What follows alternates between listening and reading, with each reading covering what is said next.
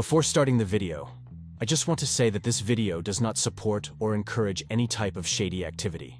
First up, let's talk about Walt's signature blue meth. In the show, it's portrayed as this super pure, blue-tinted crystal. Here's the deal though. In real life, meth isn't blue. Pure methamphetamine is actually white or clear. The blue color in the show?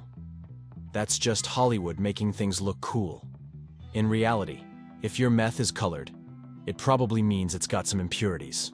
So, chalk that blue hue up to creative license.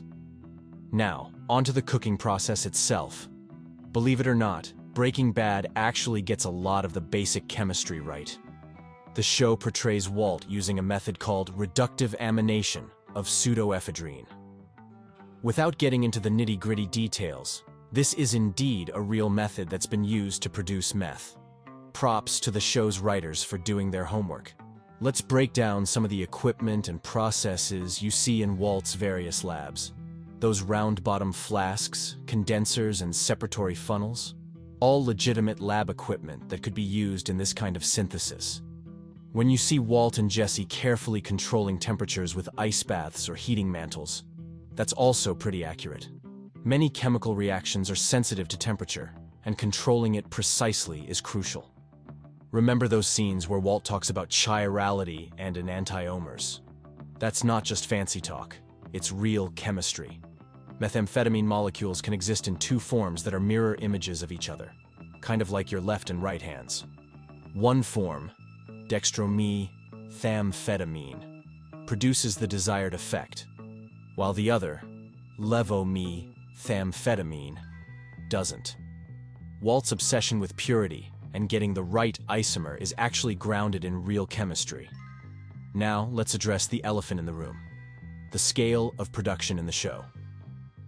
This is where things start to diverge from reality a bit. The amount of meth Walt and Jesse produce, especially in the later seasons, is pretty unrealistic. Making that much high-purity meth would require way more time, resources, and probably a much larger operation than what we see on screen. But hey, it's TV. They've got to keep things exciting, right? One thing the show doesn't dive into much is the incredible danger and toxicity of the process. In real life, meth labs are incredibly hazardous. The chemicals involved can produce toxic fumes, and the risk of explosion or fire is high. While we do see some nods to this in the show, like the use of gas masks, it's generally downplayed for the sake of the story. So, what's the verdict on Breaking Bad's meth chemistry?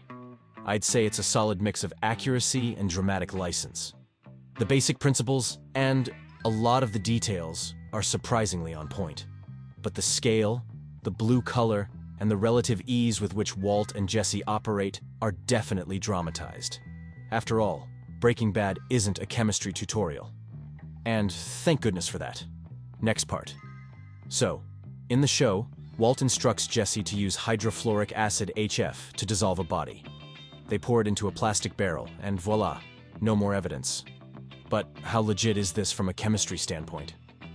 First off, let's talk about hydrofluoric acid. In the real world, this stuff is no joke. It's incredibly corrosive and can eat through a variety of materials, including glass. That's why Walt insists on using a plastic container. He's not wrong about that part. HF doesn't react with most plastics, so a plastic barrel would indeed be a safer choice than, say, a bathtub. Sorry, Jesse. Now, here's where things get a bit iffy. While hydrofluoric acid is seriously nasty stuff, it's not actually the best choice for dissolving organic matter like a human body. In reality, a strong base like sodium hydroxide, Li, would be more effective. HF is particularly good at dissolving minerals and metals, but it's not as efficient with organic materials. Let's break down why HF is so dangerous though. Unlike other strong acids, the real danger of hydrofluoric acid isn't just its corrosive nature. It's its ability to penetrate tissue and decalcify bone. It can cause deep, painful burns that might not be immediately apparent. It can also mess with the calcium in your blood if absorbed, which can lead to some serious health issues or even death. So while it might not dissolve a body as quickly as shown in the show, You definitely don't want to mess with this stuff. Now, about the strength of the acid. Hydrofluoric acid is actually considered a weak acid in terms of its ability to dissociate in water. But don't let that fool you. It's still incredibly dangerous due to its unique properties. Its strength comes more from its ability to penetrate, and its reactivity with specific materials, rather than its pH level alone. So, is it actually possible to dissolve a body in acid? Well, yes. But it's not as quick or clean as the show portrays. In reality, it would take a significant amount of time and probably a combination of chemicals to fully break down a human body. The process would also produce a lot of hazardous waste and noxious fumes. Definitely not something you'd want to try in a residential area, or anywhere for that matter. The show does get some things right though. The use of protective gear, although they could have been more thorough. The choice of a plastic container, and the general concept that certain chemicals can break down organic matter are all based in a real chemistry. Now your favorite scene probably. So, in the show, Walt claims he's carrying a bag of meth, but it's actually mercury fulminate. When he throws a crystal on the floor, it causes a massive explosion that blows out the windows but somehow doesn't seriously injure anyone. Pretty wild, right? Mercury fulminate is a real thing, and Walt wasn't lying about its explosive nature. It's a primary explosive, which means it's super sensitive to heat, shock, and friction. Chemically, it's HgCnO2, and it's been used as a trigger for other explosives since the 19th century. So, props to the show's writers for picking a legit explosive compound. Now, could Walt have really made this stuff in his high school lab? Well, it's possible, but it would be incredibly dangerous. The synthesis involves mercury, which is toxic, and nitric acid, which is highly corrosive. It's not something you'd want to whip up without some serious safety precautions. But here's where things start to get a bit Hollywood. The amount of mercury fulminate Walt brings into Tuco's office, about a pound or so, would create an explosion way more powerful than what we see on screen. We're talking potentially leveling the entire building, not just blowing out some windows. And let's talk about that crystal he throws. Mercury fulminate is so sensitive that the impact of throwing it would almost certainly set it off. Walt wouldn't have made it 2 steps into the building without setting off the whole bag. The idea that he could casually toss around crystals of this stuff? Pure fiction, folks. Now, about the injuries, or lack thereof.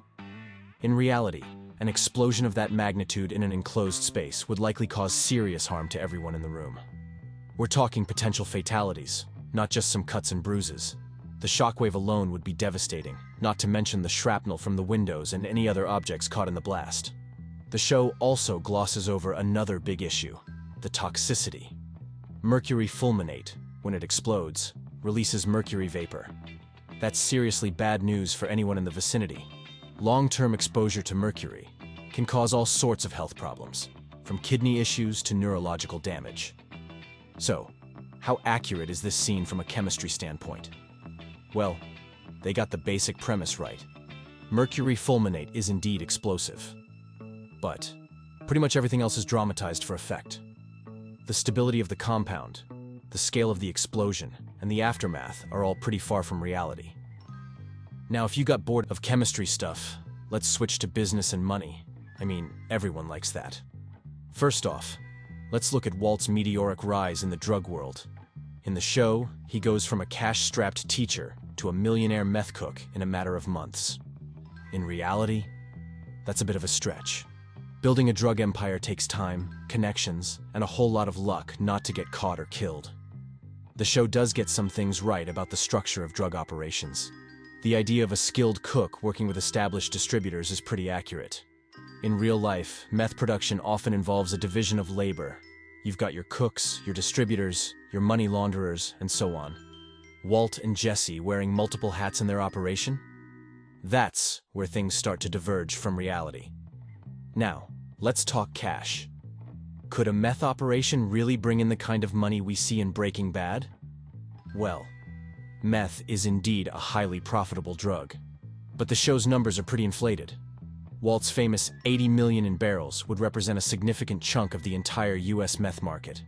In reality, while top-level dealers can make millions, It usually takes years to accumulate that kind of wealth. The show's portrayal of the meth market in the Southwest is also a bit exaggerated. While meth is certainly a problem in states like New Mexico, it's not quite as ubiquitous as Breaking Bad might have you believe. According to real-world data, meth use rates in New Mexico are higher than the national average, but they're not off the charts. That said, the show does capture some truths about the meth trade in the region. The influence of Mexican cartels, the use of front businesses for money laundering, and the involvement of various criminal organizations are all based on real-world patterns. One thing the show downplays is the intense competition and violence in the real drug world. Walt's rise to the top is relatively smooth compared to what you'd see in reality. In the real meth trade, turf wars and rival operations create a much more unstable and dangerous environment. Breaking Bad also simplifies the complex web of law enforcement agencies involved in combating meth production and distribution. In reality, you'd see a lot more interagency cooperation and sophisticated investigation techniques. So, could someone really pull off what Walt did in real life? It's highly unlikely. The combination of producing extremely pure meth, rapidly expanding distribution, and evading law enforcement for so long is more fiction than fact. Real meth operations tend to be more fragmented, with different groups handling production, distribution, and money laundering. As for the prevalence of meth in the Southwest, it's a serious issue, but not quite at the level depicted in the show. Meth use and production do occur at higher rates in some southwestern states compared to national averages, but it's not like everyone and their grandma is cooking or using meth. Money laundering. Now, how accurate are these methods? Well, they're actually pretty spot on in terms of the basic concept. Cash-intensive businesses are indeed a common choice for money laundering operations. They allow for the mixing of illegal profits with legitimate income, making it harder for authorities to trace the source of the money. So far, so good. Breaking Bad. Let's start with Gus Fring's operation. Using a fast food chain as a front is pretty clever. Restaurants deal with a lot of cash, and it's not unusual for them to have high revenues. Plus, with multiple locations, Gus can spread out the laundered money, making it less suspicious. This method is quite realistic and has been used in real-world money laundering schemes. Walt's Car Wash is another solid choice. Car washes, like restaurants, deal with a lot of cash transactions. It's easy to inflate the number of cars serviced or to add premium services that didn't actually happen. The show gets bonus points for showing Walt and Skyler actually running the business legitimately while using it for laundering. That's key in real-world money laundering. The business needs to appear fully functional. Saul's suggestions of a laser tag business or nail salon follow the same principle. Cash-intensive businesses that can easily hide inflated revenues. These are all pretty accurate representations of the types of businesses often used in money laundering schemes. But not everything is bright and sunshine. The scale and speed of Walt's money laundering. In the show, Walt accumulates tens of millions of dollars in a relatively short time. Laundering that much money quickly through a single car wash. That's where we drift into fiction. In reality, laundering large sums of money takes time, a lot of time. A typical car wash might have an annual revenue of $500,000 to $900,000. Let's be generous and say Walt's Car Wash is doing great, pulling in $1 million a year. Now, to avoid suspicion, you can't suddenly double or triple your declared income. A safe increase might be 10 to 20% year over year. So, if Walt is trying to launder, say, $80 million, remember those barrels? And he's able to launder an extra $200,000 per year through his car wash, which is already pushing it. It would take him about 400 years to clean all that cash. Yikes. Even if Walt bought a new business every year, each capable of laundering an extra $200,000 annually, it would still take him decades to clean all his money. And buying a bunch of businesses rapidly? That's going to raise some eyebrows. In the real world, large-scale money laundering operations often involve complex networks of businesses, offshore accounts, and shell companies. They might use methods like smurfing, breaking large transactions into smaller ones, trade-based laundering, or cyber laundering. It's a whole lot more complicated than what we see in Breaking Bad. The show also glosses over the intense scrutiny that comes with running a cash-intensive business. In reality, these types of businesses are often on the radar of financial regulators and are subject to regular audits and reporting requirements. Now let's end with ending. Literally. First, let's recap the scene. Walt rigs an M60 machine gun to a garage door opener in the trunk of his car. He remote triggers it, and boom, it sweeps back and forth, spraying bullets through the walls of Uncle Jack's compound, taking out pretty much everyone inside. It's a heck of a way to go out, but how plausible is it? Now, Mythbusters already took a crack at this one, and spoiler alert, they busted it. But let's dig a little deeper and add our own 2 cents. There are some elements of Walt's plan that aren't completely out there. Remote-controlled weapons do exist in military applications, and the M60 is indeed a powerful weapon capable of firing through walls. The idea of using a garage door opener as a remote trigger? Pretty clever, Walt. But here's where things start to fall apart. In the show, the gun sweeps nice and evenly, taking out bad guys left and right. In reality, the recoil from an M60 is intense. Without proper mounting and control, that gun would be dancing all over the place. You'd be more likely to shoot up the ceiling than hit any specific targets. And let's talk about ammunition. An M60 fires about 550 rounds per minute. The belt Walt had might last about 30 seconds, and that's assuming it doesn't jam, which belt-fed weapons are prone to do, especially in makeshift setups like this. While an M60 can indeed punch through walls, its effectiveness would decrease with each barrier. The bullets would lose velocity and accuracy, making precise hits on multiple targets unlikely, and getting a homemade rig to rotate smoothly and consistently enough to sweep a room effectively. That's a tall order, especially with the gun's recoil throwing things off. There's also the issue of sound and reaction time. The moment that gun started firing, anyone inside would hit the deck.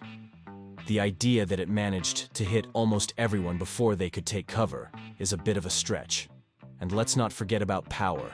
Running that rig would require a pretty beefy power source. A car battery might not cut it for long. The tactical viability of such a setup. In a real-world scenario, this kind of attack would be incredibly risky and inefficient. Once the shooting starts, you've lost your biggest advantage. Surprise. Any return fire could easily hit the exposed gas tank, turning Walt's car into a fireball. There's also the issue of collateral damage. In the show, Walt manages not to hit Jesse. In reality, spraying a building full of bullets would likely hit everyone inside, hostages included.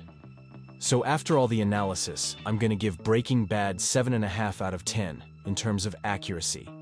Basic concepts are perfectly executed, but all the other stuff is exaggerated, and that's just fine. And I'm not trashing the show. It's my favorite, and you don't need to be accurate to be a good show.